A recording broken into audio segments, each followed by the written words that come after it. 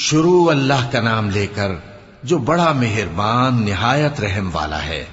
آسمان کی اور رات کے وقت آنے والے کی قسم، اور تم کو کیا معلوم کہ رات کے وقت آنے والا کیا ہے؟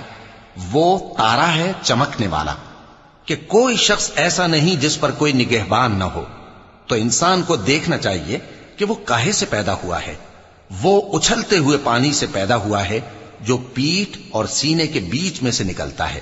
بے شک وہ یعنی خالق اس کو دوبارہ پیدا کرنے پر قادر ہے۔